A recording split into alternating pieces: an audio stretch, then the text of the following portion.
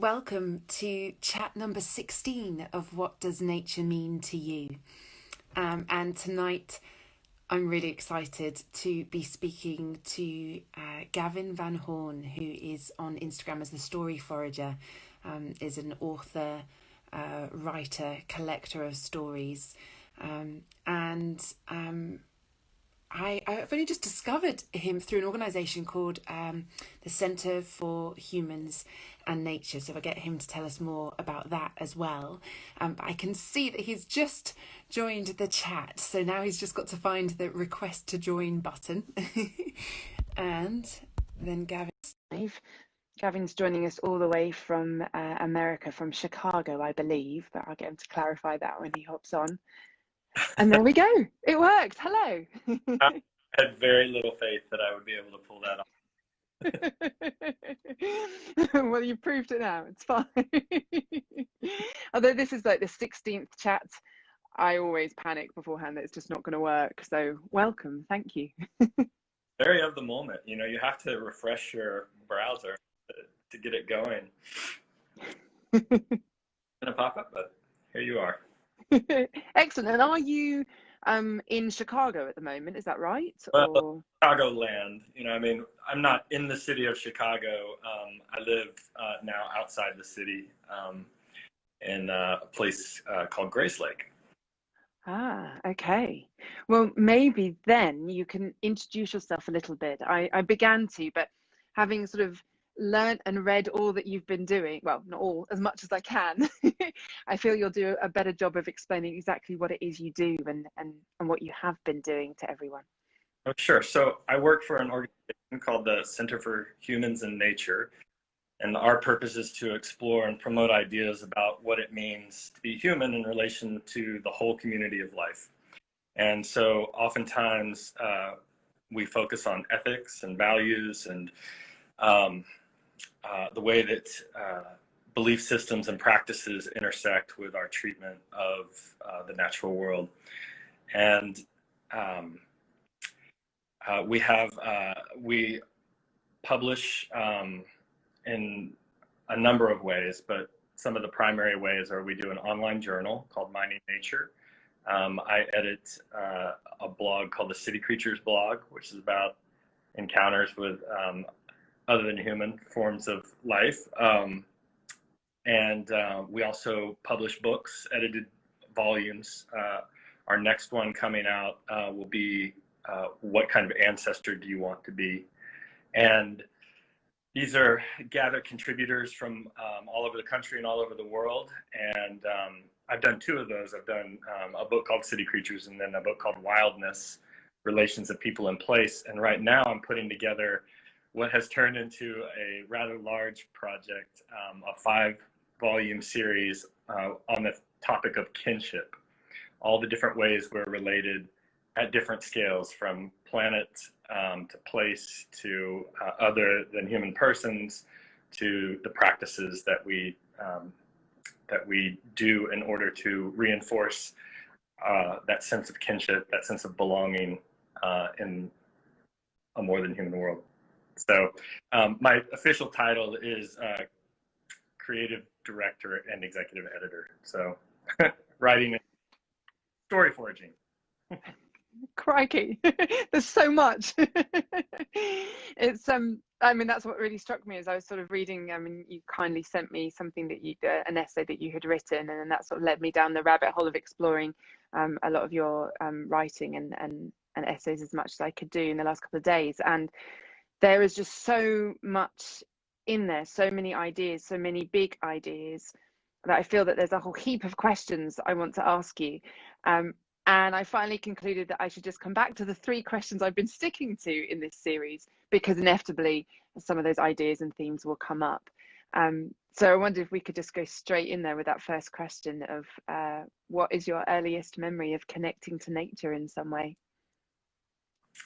Well, when I thought about that question, your brain can go into a lot of different places, but the thing that stood out to me that I don't think I've ever really written about or talked about is I have a fairly vivid, for that age, recollection of gathering toads when I was a child And the unique part of this was not just the toads. I lived in Houston, Texas. I was born in Houston, and which is kind of semi-tropical or tropical. The humidity can be, oppressive, but it in the neighborhood we lived in, and of course I was too young to know if this is a seasonal thing or what, but it seemed like there were toads everywhere, especially at night. And so when I was old enough or tall enough to reach the doorknob, which must have been when I was like 3 or 4, I don't know, I would go out of the house at night while everyone was sleeping into my neighborhood and gather toads like compulsively.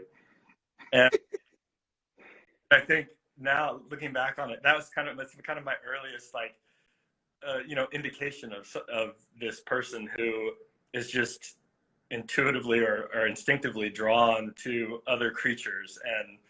And that's kind of been a thread throughout my life. And I also think maybe it reflects on Gen X parenting. My parents never knew. And here I was around my neighborhood in the middle of the night. What did you do with the toads? Well, yeah, I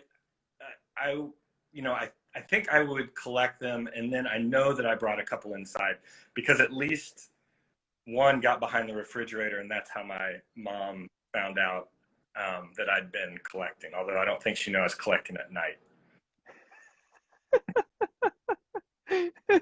Fantastic.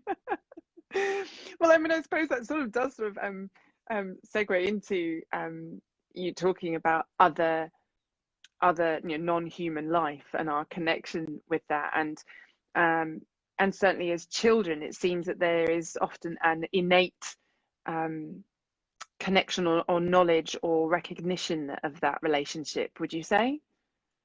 Yeah, I've seen it said before. I think maybe Gary Snyder was the one where I saw this, and he said that kids are natural animists, and there's nothing that I've experienced that would go against that sentiment in my own life and raising my own child and seeing other kids in other contexts. It's not until we're told that those things are childish or they're looked down on as somehow being regressive that we start to shy away from our natural tendency to, some would call it biophilia, but our tendency to affiliate with other forms of life. Of course we do. Of course we make forts in tree trunks and and imagine worlds that are there, and that these other animals share these worlds with us. Doesn't strike me as very surprising. Perhaps it's when we start to individuate too, and we get a little bit more selfish as a natural course of becoming aware of our identity and our as teenagers. That also kind of maybe dovetails into that tendency to leave that behind for a time. And if we're lucky enough, I think we find our way back, and hopefully sooner rather than later. But for me, the natural world was always a place of solace and a place of, as I got older, it would be a place to be humbled, to be confronted by things that were much larger than myself, and that I knew that I was it relativized my importance, that I was only one being among many. So I'm not sure if I ever truly abandoned that perspective. Certainly I've kind of veered this way and that, but now I sometimes call myself an animist, so I've claimed it. Well, it struck me as I've had a lot of these chats. There has been that common theme of connecting as a child, perhaps losing it as a teenager, or perhaps early sort of 20s or working life, and then something reconnecting. And sometimes that is a moment of crisis or a moment of can't continue as this is, and then turning back to perhaps some of those things that made us happy, and nature. And in conversations a lot of the time with my partner, when he's a conservationist, and we're talking about how do we get people more involved, engaged, and what can we do, and especially young people. And of course it starts to come down to perhaps not just individuals but systems and education. But of course I guess that also comes down to belief system and our relationship with each other, surrounded by what our belief system is, or what story or narrative we've been told. And I wonder if you could sort of elaborate a bit more on that, because I know you've looked into that, and especially bring up animism. Yeah, I mean, absolutely. You know, I often say that well, I'll sometimes say, and this isn't my original thing, but can't remember where I picked it up, but somebody said that we're not just storytellers, we're story dwellers, that we dwell within the stories that we inherit and that we carry around with us. If you can imagine, you know, I don't think maybe that this is enough appreciated, that we live, I mean, Mary Midgley calls it the myths that we live by, right? All of us have myths. Myths doesn't mean falsehoods. It's just the larger complex, the cosmology that we carry with us. Sometimes we're unaware or self-conscious of it, because it's like a fish swimming in water, right? You don't know that there's anything different about the water from the land. It's the medium in which that you inhabit. So sometimes I kind of think about them as recipes, you know, that for how to live, and so those stories are really, really important. And I guess just going back to what we were talking about earlier, one story that a lot of us inherit is that the natural world is something that is not truly alive. It's a collection of objects. It's a warehouse of raw material or natural resources. And so that separation between ourselves and other forms of life is oftentimes, you know, becomes pretty stark. The idea that we are somehow superior to or in a hierarchical arrangement with other forms of life, and those are, you know, there's certain stories that reinforce that. I think you're right that education is a part of it, and you know, the educational model I grew up in, it wasn't, you know, I didn't think of it as oppressive, but it, you know, it follows an industrial model. I mean, you move when the bell rings, you sit in your seat, you know, not fidgeting, you know, you know, you raise your hand and are talk when you're called upon. You know, it's an authoritarian model for, you know, for basically exercising control over our children, you know, shaping them into what we would like them to be. I know there's a lot of experiments with other things, unschooling, you know, being one of them, and you know, a lot of people out there trying to uphold alternatives to that form of education. But that, if you think of how formative that is, and how trying to kind of claw your way back to some sense of a more lateral relationship with other forms of life, it takes work. It takes a shift of perception, and that takes a shift of practice. Yeah, and even as we I guess gather knowledge and information perhaps in a more science way, of course, which is one way and a valid way of understanding the world, and important. And yet I've always thought there's that some sort of, I don't know, separation, and then reading your essay, the Breathing Trees, talking about that labeling of things, and as we label and name, that sort of separating us even more and almost removing us from it.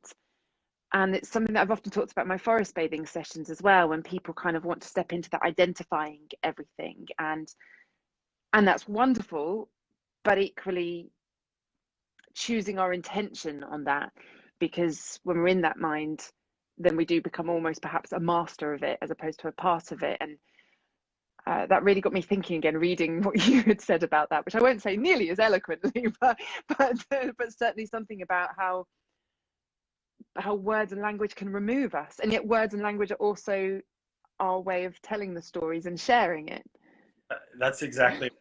So being aware of their different functions, I think, is really important. They can be a bridge, or they can be a barrier. It depends on to what use they're put.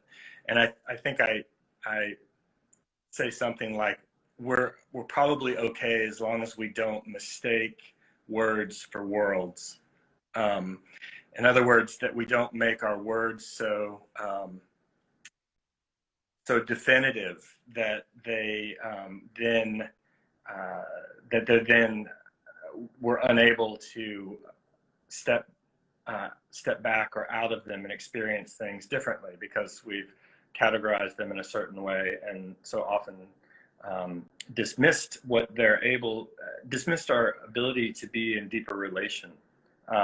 So like you say, like you walk through the forest with somebody, and it's really helpful to have somebody who is a great idea, of who knows Latin binomials, and even better if that person knows, certain, medicinal properties of tree barks or plant medicines. Even better if they know the sort of lore or mythology around those plants and the ways that those stories have been passed down, and why and how, and but the point being that oftentimes we'll come into an unfamiliar area, and in order to orient ourselves, we'll think, oh, there's some elm trees, there's some oak trees, there's some big blue stem grasses, there's so it gives us that feeling of, I'm not totally out of sort here, and that's an important thing. But where we have to be careful is when we say in our minds, perhaps, oh, there's an oak tree, and then it's no longer in our vision, or it's no longer, it only functions in certain ways. It only is an oak tree, right? Instead of, all the other things that it can be and might be. Yes, I remember there being a discussion, I think I probably referred to it in one of these chats before, about that sort of simple, a young child in a room and some mythical creature comes by the window, and they sort of think, wow, what is that? And without perhaps the language to express that. And then in comes, I know, a parent and says, oh, that's a pigeon. And a few more times, that's a pigeon, it's a pigeon. And suddenly that mythical creature is no longer the mythical otherworldly creature, it's a pigeon, and almost dismissed in that way. And it feels like that's that simple thing that happens to us as we grow older, perhaps. And perhaps there's some loss in that joy. A good example, actually, because pigeons are ubiquitous in urban areas, and we walk by them on our way to supposedly more important things, I'm sure, here they are, this kind of iridescent beauty that is just cooing or clucking around our feet, that is just so much scenery. It's just a backdrop, to our important doings. And I think what you're describing is probably replicated. I have a friend, Liam, who talks about this in terms of when you're a tourist or a traveler in another country, and you surprise people with what you see because they're so used to it. It's become so familiar to them that they no longer see it as remarkable or important. And so I think maybe toggling between those things is pretty important, to come in and to not let the words get in the way of what else is possible. They'll be useful, but as you know, a word can also become defining. As I say in that essay, when you look at a tree and you just think board feet, that reveals a worldview. It reveals, a way of thinking and doing that makes it a lot easier to be in only one particular kind of relationship with that tree, to think of it in only one way, to think of its worth as being defined only by one set of criteria. Which I guess kind of quite nicely leads into that second question then, although you've answered probably some of that already, but that question of what does nature mean to you? And I guess it's not just board feet, it's not just a resource. But yeah, how would you answer that question? Well, it's everything, isn't it? I mean, it's a lot of, it is, I think that what's been important, say the last 10 years of my life is to, and I write about this and have, in some ways, the book Wildness is about this. It's, at one time, I moved to an urban area and I didn't expect to live in an urban area. And I thought of urban areas as being sort of not really important in terms of their ecological value. That's completely changed for me. And the idea of things not only not being separated, but being embedded in one another. So what happens in the city affects what happens in rural areas and vice versa, that it's much more about process and flow than it is about, particular types of human use or landscape, so there's a spectrum rather than hard division. And I think that has also been a learning in my own life, that wildness can be found anywhere you are, and in fact dwells within us. And so it's as close to home as your gut microbiome, and also everything else that makes you, which is actually a motley collection of different kinds of bacteria and among other things. We are much maybe non-human as we are human. So I think that shift in perspective between seeing binaries or dualities where there aren't any has been a big part of valuing, we'll call it nature, that can be anywhere, and is, as I said, and within us. And has that changed at all in this year? I mean, obviously you're been connected and working and exploring this relationship for a long time. This year being quite a unique year in our existence, has that shifted in any way for you, or your observation of people's connection? Yeah, I think the mandatory need to slow down and the need to be more in the same spot. It made me realize how much I love to travel and I wish I could, but at the same time, there's been a real value in walking the same path almost every day.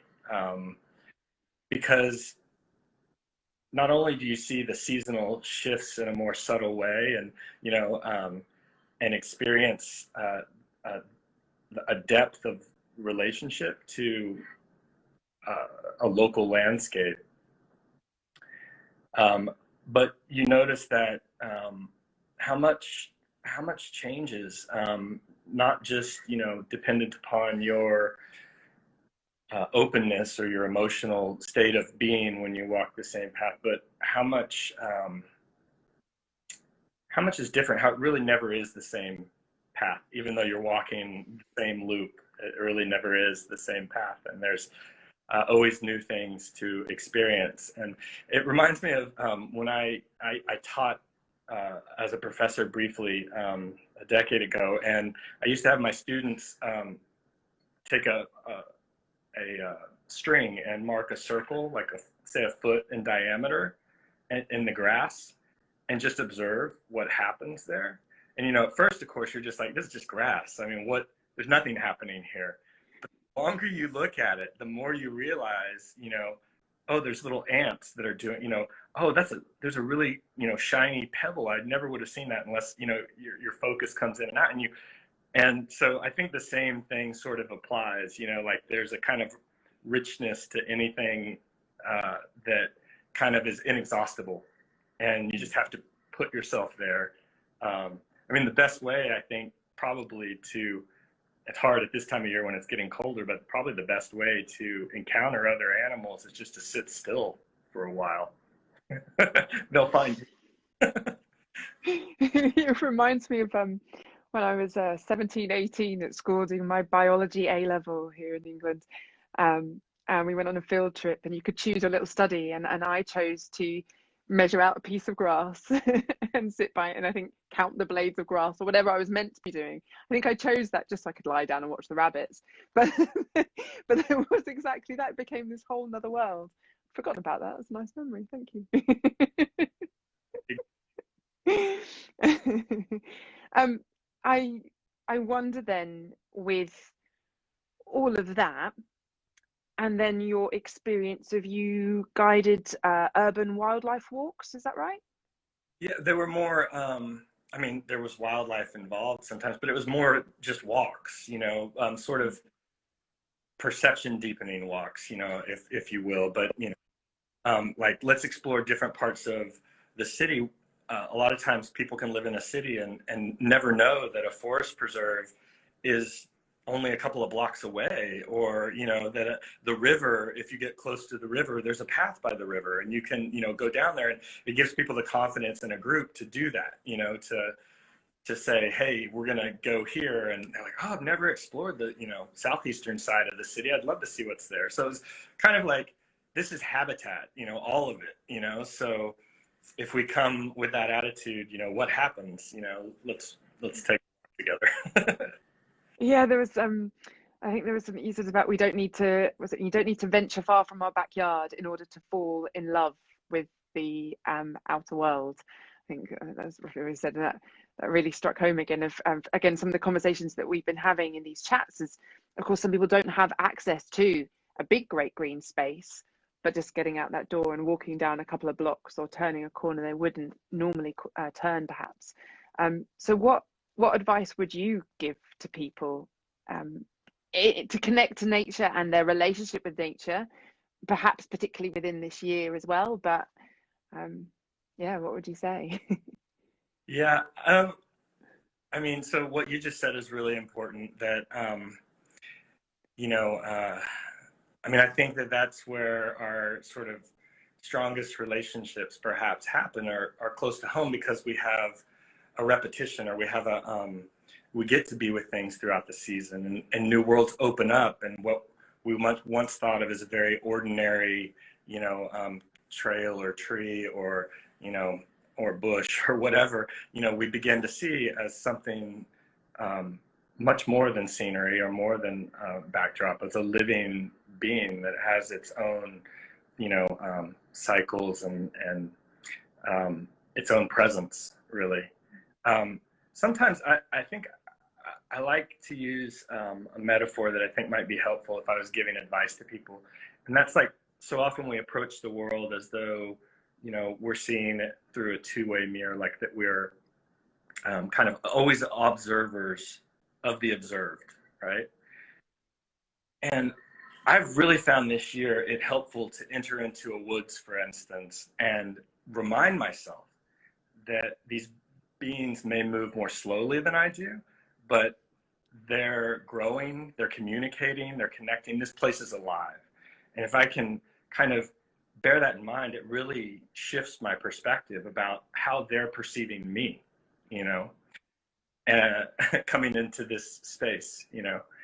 And um, and I, I sometimes say, like, you might want to consider yourself as an instrument, as a drum head, for instance, and that your skin is not the end of you, but only the beginning of you. Um, Kind of what we were talking about with words before, right? It's not a barrier; it's a bridge. This is how we take in the world. We are designed to experience this world with all our senses. So it's helpful sometimes on a walk to um, maybe shut your eyes and try to just listen for what is happening, or maybe feel the movement of air, on your skin. Like all these different ways that we're instruments. We rely a lot on our vision, and it's important, but there are all these other ways that the world communicates with us. So I suppose that would be my bit of advice, would be next time you're in the woods, think of yourself as an instrument that's being played that's being played upon, rather than direct, playing something out into everything. Oh, that really shifts that balance, doesn't it? I mean, a lot of what you're saying there is the kind of invitations in a forest bathing session of, connecting with the different senses and experiencing that. But yeah, particularly thinking of it as an instrument and that speaking through you. And I really liked, I think it was near the end of the essay in Breathing Trees, and you said, rather than us kind of going, what do you have to offer me? And I'm conscious of this even in a forest bathing session, that essentially it's I guess a well-being activity where we're still going to be healed by nature or to feel better by being in nature. And yet a key thing in forest bathing is about that reciprocity, our relationship and what we giving back. And so I think you said something about what, rather than saying what do you have to offer me, but to actually kind of sink into it and see what can we listen to that's already being said, I think you were saying. And Yeah. that really shifts that relationship. Yeah, that's right. Just the other day I was thinking about this in terms of breath.